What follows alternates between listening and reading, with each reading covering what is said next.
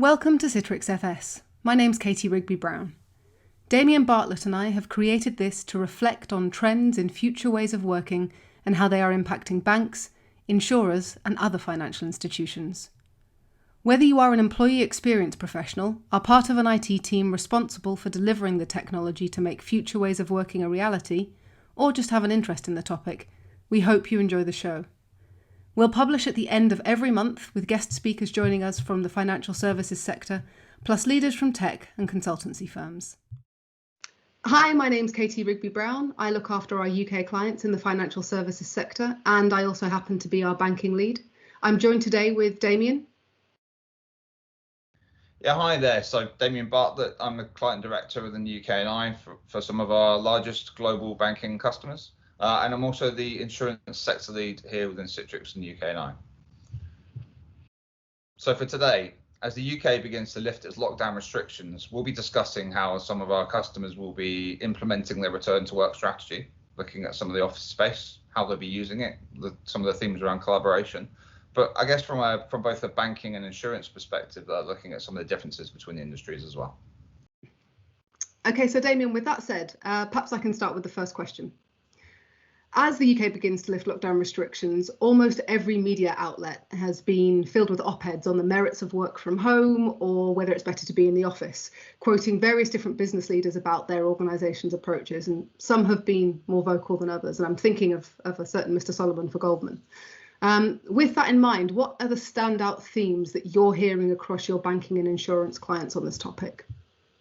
Yeah, of course. So first and foremost, I think we can all agree on some of the absolute benefits of working from home has brought us all within the last 12 months.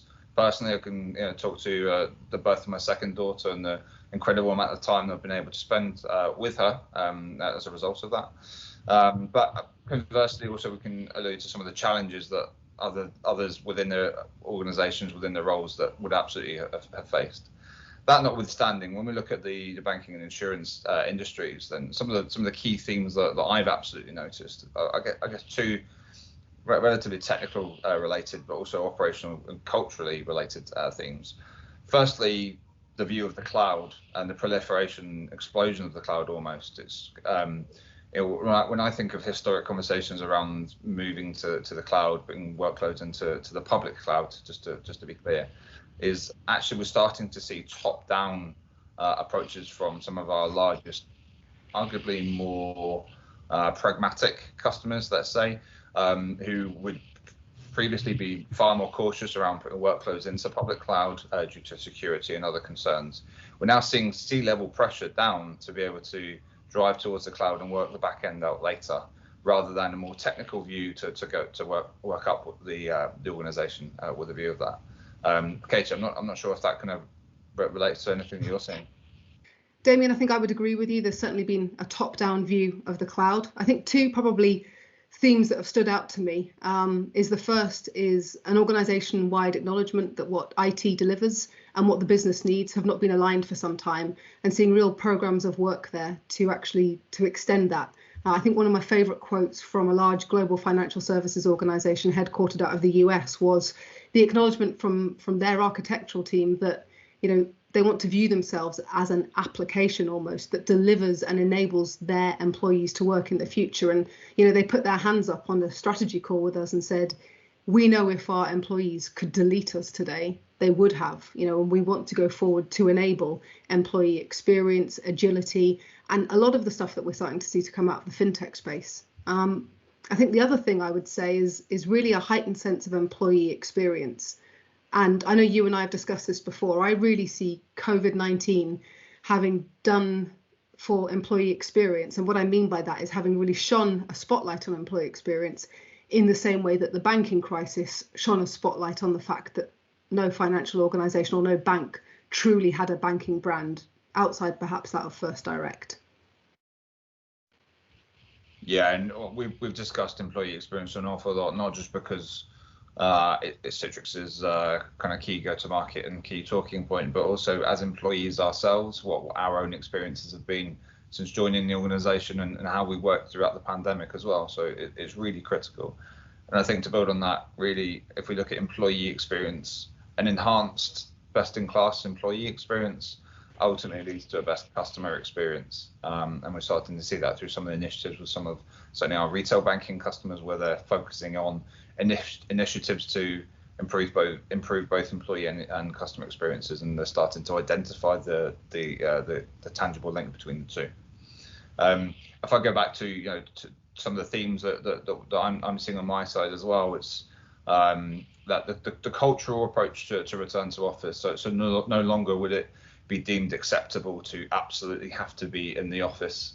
A senior exec I spoke with just last week said to me, I've already proven that I can sit at home on video calls, so I'm not prepared to spend an hour and a half commuting into the office to sit on a Zoom call back to back for 10 to 11 hours to then repeat the commute home 5 days a week. I can do that from home. Yeah. So it's this idea and evolution of the office as a collaboration space rather than a specific desk with your name, with your photo frame and your coffee mug, where you go and sit there day to day. The place of work has changed, not just physically but technologically as well. Where work is done and has been done for the last 12 months has been in other data centers, not Bank A or Bank B's data center, through the collaboration tools. I mentioned one earlier. Others exist. We see the voice and video and whiteboarding and sharing and evolution and ideation of concepts has all been done virtually. So not to say that won't continue. Clearly, the office will have its place and continue to do so, but truly as a collaboration space, certainly in the early days of returning to work, as I guess organizational cultures and policies evolve. And leading on from that then, and again, although we have a sector lead role for banking and insurance separately, we both look after customers in each space. So I'd be interested to hear from you what differences you're seeing in the approach to return to office. Are you seeing a sector or a regional trend that shows you that, for example, retail banking is doing one thing that insurers perhaps are bucking against, or is there something that you're seeing then that says, US headquartered companies are behaving differently to EMEA headquartered companies? I think there's lots of commonality. My first comment, lots of commonality between industries from a return to work perspective. If you think about the traditional insurance, and there are lots of different types, so I'll focus on retail insurance, kind of B2C as a starting point.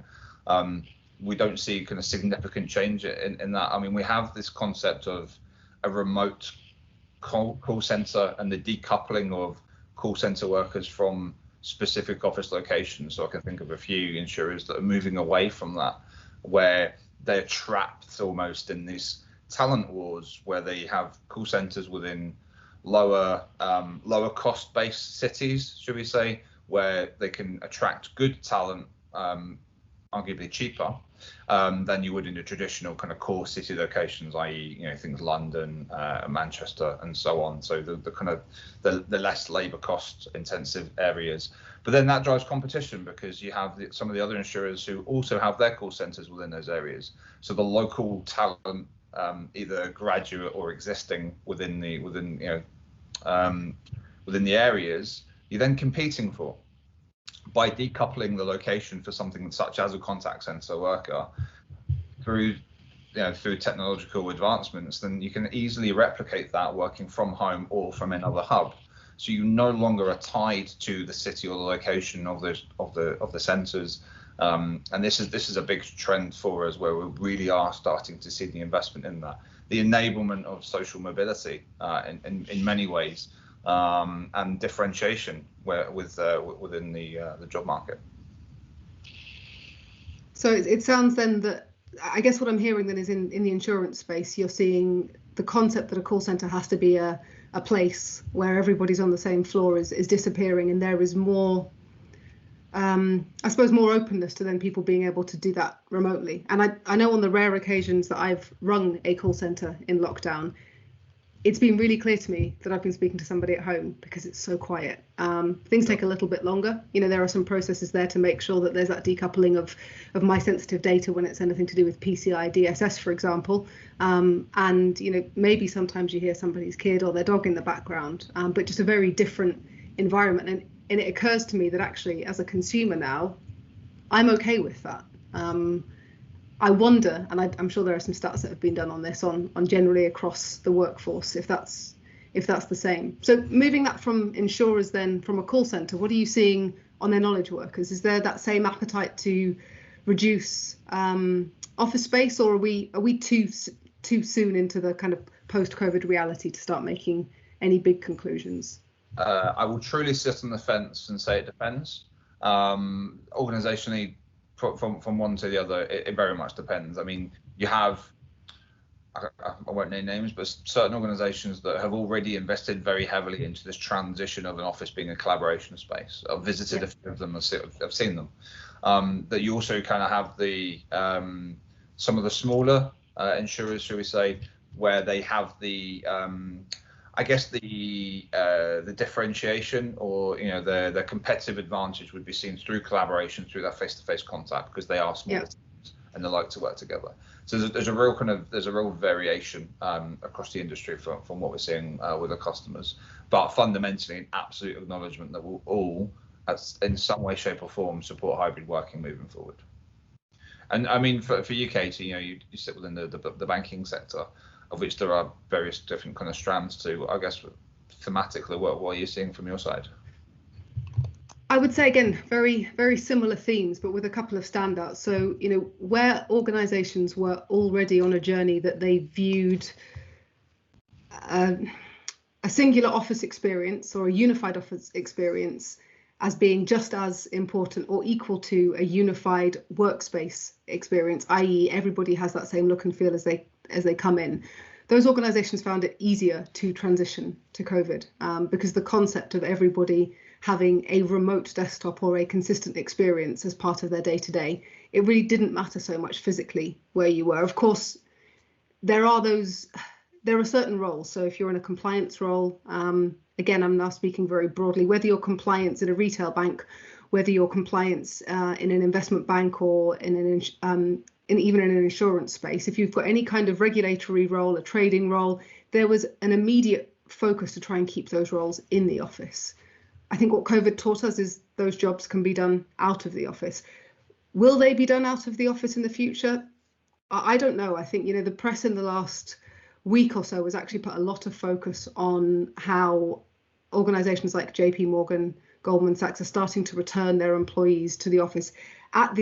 In the moment, there was an opportunity to do it. And I think Goldman actually got most of their staff, I think they got up to something like 30% capacity last summer before we went into, it was just after the summer that we went into lockdown too, wasn't it? It's all just blurring into one now. I think some concerns then in that space as to how hybrid work will be for some of those roles, when you look at the fact that the FCA has made very loud statements about the concerns it has on the use of things like WhatsApp and Telegram. That then, I think, if you were to lead that through to its natural conclusion, I would expect some compliance teams to say it is easier for us to bring you back into the office and allow work to carry on as it was done before, than to have to either work out how we're then going to monitor these tools, which have got fairly strict encryption around them, make it deliberately so, or to expose ourselves perhaps to some kind of penalty there. So I think what we're going to start to see is, again, the US headquartered organisations appear to be leading a charge to go back into the office, but I actually think it's going to be less of a regional thing and more of a roles based, with the exception being that roles that perhaps were previously excluded from working remotely pre-lockdown are going to have that more flexibility in hybrid working. And I'm starting to see the concept that actually the idea that the city is not going to return, I don't think it will return to what it was. But what I'm hearing from a lot of my customers is, it's not really the city where we'll see the big impact. It's actually going to be some of those, ironically, those lower cost, out of expensive centre regions, where people will then start to ask, can that back office function, can that call centre function be performed either in another location? And I'm thinking of the 5 branches that Nationwide has said it's doing a trial on at the moment to allow people to come and use those, as part of its announcement that 13 of its 18,000 staff can work from anywhere. I'm also thinking about what we've just talked about from a call centre from anywhere approach. So I'm not seeing a consistent sector trend. I'm seeing very much an organisational trend. So those organisations that have an appetite to be tech first, that had an appetite to start to move into the cloud, that really have IT and the business hand in glove together at the top, saying strategy is something we work on together and we then deliver for you, as opposed to IT and the business. And look, it's an aspiration for almost every organization, but it's a long journey to go on if you've not already started that. Those ones that are close together, they're really starting to say, actually, how do we enable people? And back to my earlier comment about employee experience, how do we get the best talent? Because maybe that best talent isn't in London anymore. Maybe that best talent graduated last year and is still living at home in a remote village somewhere, but we really want to work with them. And it's not possible for them to move, or actually they don't want to move. So I think we're really seeing it from an organizational point of view. And there are those that are quite proud of their status as being tech leaders and innovators. And then there are those, I think, who are still trying to struggle to see what their place in the new world is. Sure, and I think talent's a really interesting one, isn't it? Because it's not just about the attraction of that talent, it's the retention of talent as well. If we think about the attraction of talent, if we take that first and foremost, there will be any number of statistics that kind of demonstrate the challenge of attracting the right talent into our relevant industries, especially with insurance. I'm sure it's around 7% of all graduates consider a career in insurance today. Its brand or its attractiveness to new talent coming into the market has some work to do. Let's be clear. So the demands of the modern graduate have definitely evolved since my graduation, certainly. Not to give too much away, but also when we look at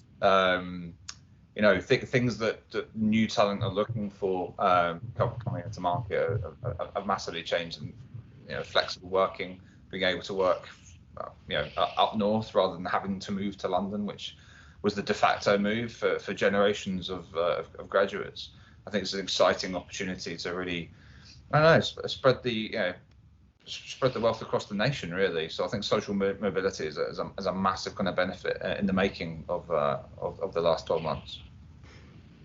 That's I think it's a really good point. And actually, I was having a conversation with somebody from one of the big four recently, and I was debating the merits of HS2 in the new world, saying, well, realistically, as somebody who actually lives in Yorkshire, in the new world, does it matter to me if I can shave 10 minutes off my journey into London? And he had a really interesting take, and he said, well, actually, I'm going to flip that on its head and say to you that in the new world, where you will be interacting with people face to face less, HS2 is even more valuable because you will value the shorter journey on those occasions that you do come in.